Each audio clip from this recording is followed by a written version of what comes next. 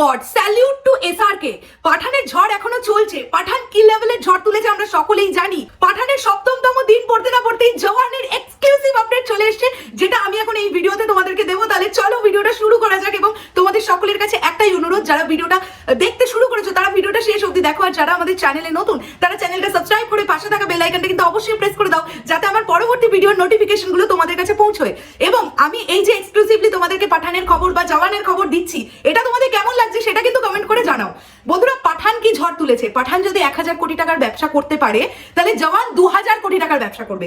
এবং এটা শুধু আমি নই, যারা বক্স অফিস অ্যানালিসিস করেন তারা পর্যন্ত বলছেন। তার একটা খুব কমন কারণ আছে। দেখো, পাঠানে আমরা সাউথ ইন্ডিয়ান কোনো অ্যাক্টর অ্যাক্ট্রেসদের কাজ করতে দেখতে পাইনি, যে কারণের জন্য তেলেগু বা তামিল বেল থেকে কিন্তু পাঠানের একটা অনেক বড় কালেকশন আসেনি। পাঠান যা কালেক্ট করছে সেটা নর্থ ইন্ডিয়া থেকে এবং ওভারসিজ থেকে। কিন্তু জওয়ানের ক্ষেত্রে যেটা হবে, সাউথ ইন্ডিয়া থেকে ঠিক একই কালেকশন করবে যে কালেকশনটা নর্থ ইন্ডিয়া থেকে করবে। বরঞ্চ এমনটা হতে পারে যে নর্থ ইন্ডিয়ার থেকেও হয়তো কোনো না কোনো ভাবে সাউথ ইন্ডিয়ার কালেকশন আরো বেশি হয়ে গেল। তার কারণ সাউথ ইন্ডিয়ার দর্শকরা কিন্তু তারা তাদের অ্যাক্টর অ্যাক্ট্রেসদের দেখতে হলে চলে যায়, এবং তারপরে যখন শাহরুখ খানের সঙ্গে আসছেন নয়নতারা এবং তার সঙ্গে বিজয় সেতুপতি, কি হতে চলেছে তোমরা বুঝতেই পারছো। আমার নতুন করে বলবার আর কিছু নেই। এবং এরকম একটা খবর আমাদের সকলের কানে আসছে, এটা যদিও একটা ওরা খবর বা ভাষা খবর, কোনো শিওর আপডেট তো এখনো নেই।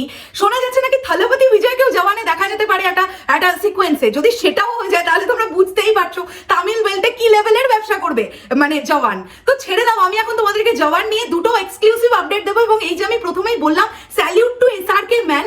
পাঠানের এরকম একটা সাকসেসের পরে এক ফোঁটা বসে না থেকে আবারও আগামীকাল অর্থাৎ 1 ফেব্রুয়ারি থেকে জওয়ানের নতুন স্কেডিউল শুরু হতে চলেছে, যেটা একটা অ্যাকশন সিকোয়েন্স শুট হবে।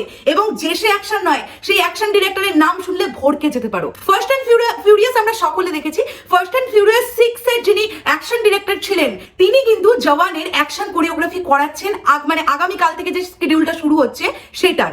এবং এই প্রথম স্কেডিউলে আমরা প্রথম দিনে দেখতে পাবো সানিয়া মালহোত্রা এবং বিজয় সেতুপতি। তারা দুজন আগামীকাল তাদের শুট আছে, এবং পরশু দিন অর্থাৎ 2 ফেব্রুয়ারি থেকে এসআরকে ঢুকছেন সেইখানে, মানে এসআরকের সঙ্গে তখন অ্যাকশন সিকোয়েন্সটা আর কি শুরু হবে, শুট হওয়াটা। তো বুঝতে পারছো জওয়ান কি লেভেলের একটা মানে রেসপন্স পেতে চলেছে। এবং মাঝখানে আর মাত্র 4টে মাসের গ্যাপ আছে। যারা অ্যানালিসিস করছেন তারা বলছেন পাঠান এমন একটা ছবি যেটা এখনো পর্যন্ত 1 মাস পর পর্যন্ত ব্যবসা করবে।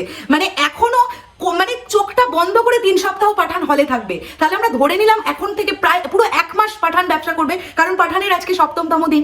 যদি পাঠান 1 মাস ব্যবসা করে, তার মাঝে ঠিক আর 3টে মাসের গ্যাপ, তারপরে আবার এসআরকে আসছেন উইথ জওয়ান নিয়ে। মানে আমি সিরিয়াসলি ভাবতে পারছি না যে আমরা এই যে বলছিলাম না 2023টা এসআরকের বছর, এটা সত্যি এসআরকের বছর। এবং এসআরকে সলমান খান, এটা খানেদের বছর। এই যে আমরা এতদিন মানে লাল সিং চাড্ডা যখন ফ্লপ করে গেল বক্স অফিসে, আমরা অনেকে বলা শুরু করেছিলাম যে খানেদের জামানা ওদের শেষ হয়ে গেল। একদমই নয়, খানেদের জামানা শেষ হওয়ার দিন এটা নয়, বরঞ্চ বাঘের মতন আসছে সবগুলো। মানে কি যে করতে আসছে কামড়ে খাচ্ছে, ছিঁড়ে ফেলে দিচ্ছে, এরকম একটা বিষয়। তো পাঠান যদি ১,০০০ কোটি টাকার কালেকশন করে, জওয়ান ২,০০০ কোটি টাকার কালেকশন করবে। চোখ বন্ধ করে লিখে রাখতে পারো, আজকে ডেট দিয়ে লিখে রাখো যে জওয়ান ২,০০০ কোটি টাকার ব্যবসা করবার মতন তার ক্ষমতা আছে।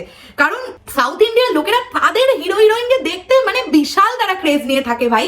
আর থালাপতি বিজয় যদি ঢুকে পড়ে জওয়ানে, তাহলে তো বুঝতেই পারছো, একদিকে এসআরকের ক্রেজ, একদিকে বিজয় সেতুপতি, একদিকে থালাপতি বিজয়, তারপরে হচ্ছে নয়নতারা নায়িকা, আর অ্যাটলি নিজে ডিরেক্টর, যে একজন সাউথ ইন্ডিয়ান ডিরেক্টর।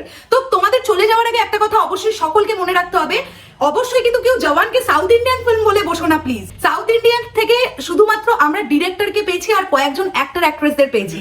তবে আবারও বলছি, এটা কিন্তু একটা বলিউড ফিল্ম। জওয়ান কিন্তু একটা বলিউড ফিল্ম, যেটা খুব বুদ্ধি করে এসআরকে করেছেন।